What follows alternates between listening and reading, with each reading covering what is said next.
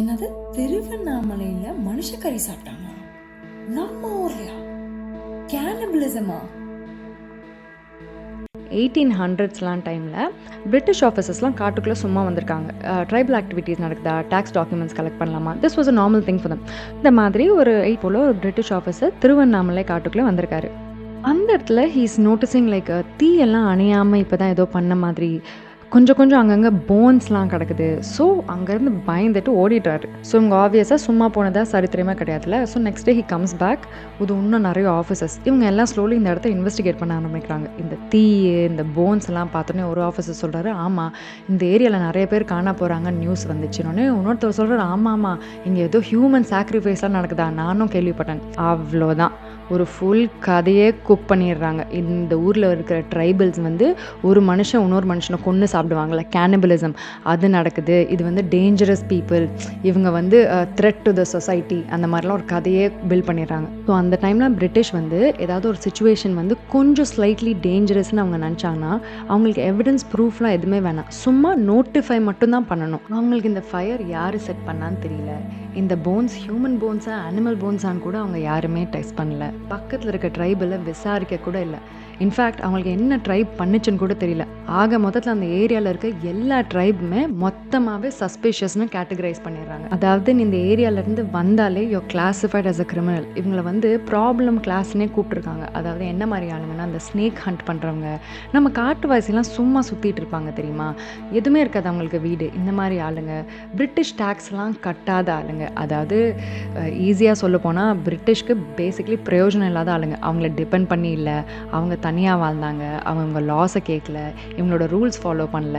In fact அவங்களுக்கு English பேசக்கூட வரல, அவங்க டேக்ஸ் கட்டல. You know they didn't have any use with these people. But at the same time இந்த ஆளுங்க கிட்ட நிறைய லேண்ட் இருந்துச்சு அண்ட் அவங்களுக்கு வேறு எதுவும் தேவைப்படல. தே வர் ஜஸ்ட் ஸோ ஹாப்பி. இந்த ஒரு இன்சிடென்ட்னால இவங்க இந்த ஆளுங்களை எவ்வளோ டார்ச்சர் பண்ணியிருக்காங்கன்னா, இந்த போலீஸ் ஸ்டேஷன் இங்கே tribal லாக்ஸே வச்சுருக்குமா.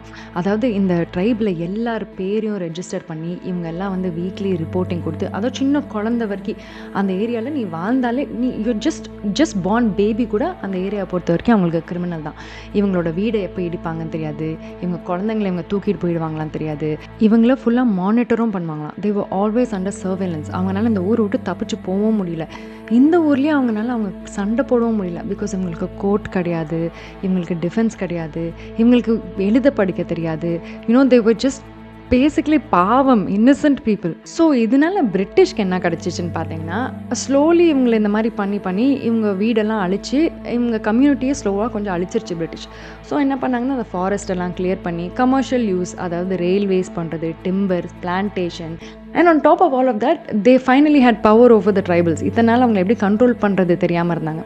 And of course classic reason, British என்ன நினச்சாங்கன்னா, இவங்களெல்லாம் இந்த காட்டுவாசி பசங்க உங்களெல்லாம் தூக்கிட்டு நாங்கள் சிவிலைசேஷனில் போட்டு உங்களை ஹியூமனாக மாற்றணும். You know they were so proud of it. Like almost இவங்களெல்லாம் ஜூவில் தூக்கிட்டு வீட்டுக்குள்ளே உட்கார வச்ச மாதிரி. See what started as a small suspicion, இவர் காட்டில் போய் பார்த்தது அனிமல் சாக்ரிஃபைஸை பார்த்து இவங்களை கேனிபல்ஸ்ன்னு லேபிள் பண்ணி, அதாவது ஒரு 1871 வரும்போது கிரிமினல் ட்ரைப்ஸ் ஆக்ட்னு ஒன்று லான்ச் பண்ணாங்க.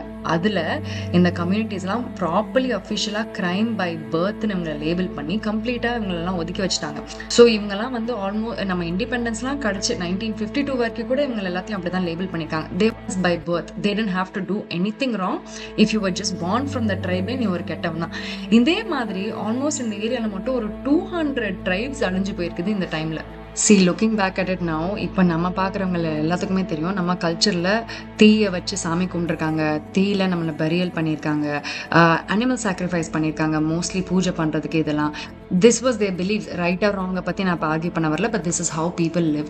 அவங்களோட ஊருக்குள்ளே அவங்களோட கல்ச்சரை மார்க் பண்ணி அவங்கள ஃபுல்லாக ஒரு ஆல்மோஸ்ட் 200 இயர்ஸ் அவங்களை இதுக்காக பனிஷ் பண்ணி, அவங்களுக்கு ஜாப் ஆக்சஸ் இல்லாமல், எஜுகேஷன் ஆக்சஸ் இல்லாமல், அவங்களோட லேண்ட்ஸை பிடுங்கி வீடை பிடுங்கி கம்ப்ளீட்டாக டிஸ்ட்ராய் பண்ணது I think is one of our biggest tragedies.